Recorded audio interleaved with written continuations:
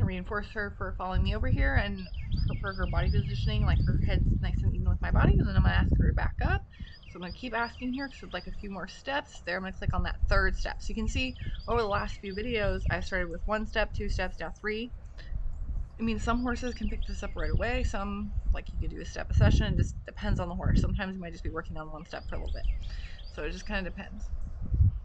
I'll ask for a little bit more. So now I asked for 2 steps. That time before I asked for 1. So I'm kind of mixing it up. But I am going to start asking for more than 1 step so that she's get used to that and doesn't just think, okay, I can do just 1 step and that's plenty. I do need to move on. So I'll bring her back up here so we're getting a little close to the tree.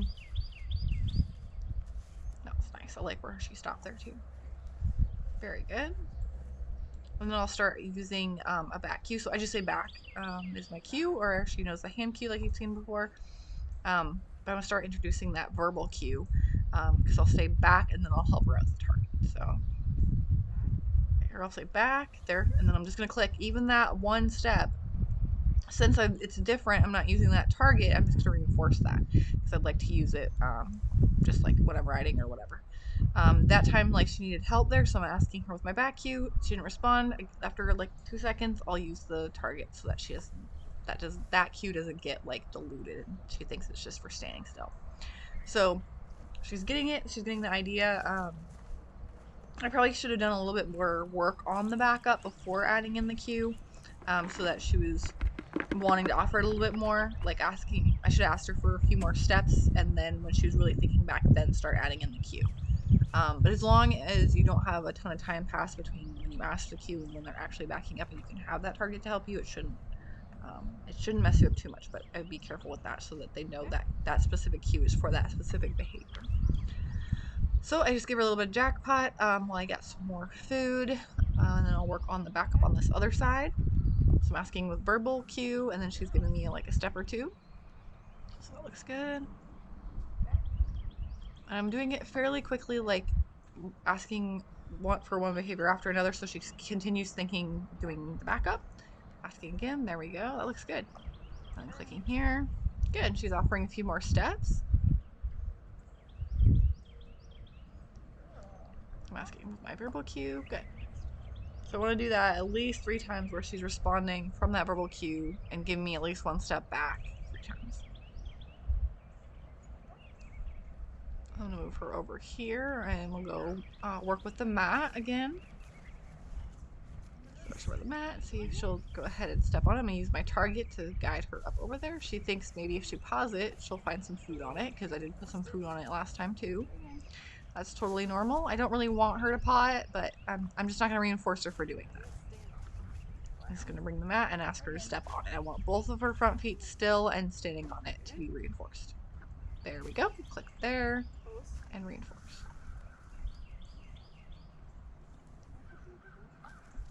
I can ask her to come off and then back on. I think I'm getting that front foot a little bit more even. So like with the mat, like since I'm doing Mustang Maddie's like equine connection course, something like that, having the horse stand on the mat was like part of that course. So I worked with it with her for a little bit during that course.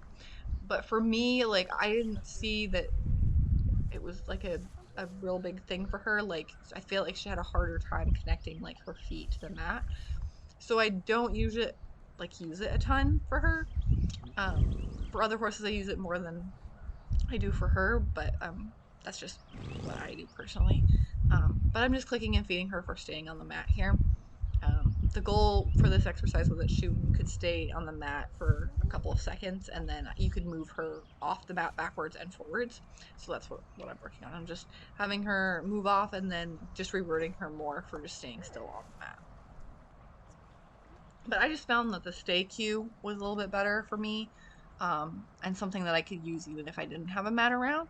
I know there's lots of different uses for the mat. Like you could have an opt-out like mat. Like if they don't want to do whatever behavior, they're not comfortable with it, they could go to the mat and they could just go over there and end the session or do something else.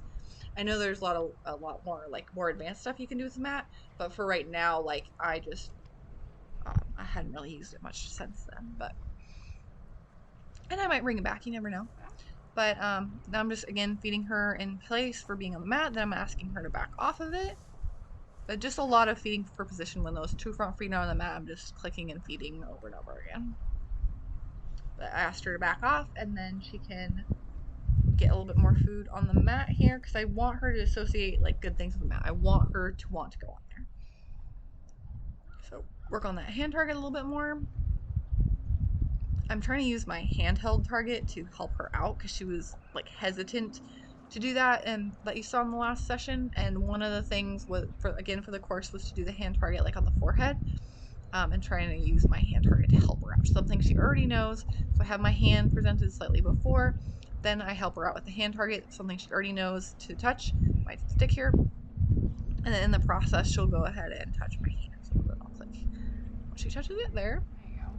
So that's why I have my handheld target by her nose, and then my hand just by her forehead, because that was one of the things that was the requirement. So I was just doing the requirements with all the horses, because I actually used Caster for that course. But I wanted it to do, I just went ahead and did it with everybody. Good. Now she's getting it without the target. So that's how the target just really helped her to find the right behavior, and then I could just start using my hand. Good. And see how quickly she figured that one out? I should have done that in the last session when I was doing the handheld part, or the hand target on the side of her face. So there she got confused, and I'm going to use the handheld target, and then she goes ahead and touch my hand. But as you can see, she was a lot more understanding of what it is, so that she's a lot more willing to offer that behavior. I think before she was just really confused, because usually people touch her and she's not really supposed to go to them. She's just supposed to stand still and let people touch her. So this is a new thing for her. I mean, obviously it's a new thing for the Mustangs as well, but they just caught on to it a little bit more because they weren't used to hands at all, and she already is. So again, end of session queue, and work on this tomorrow.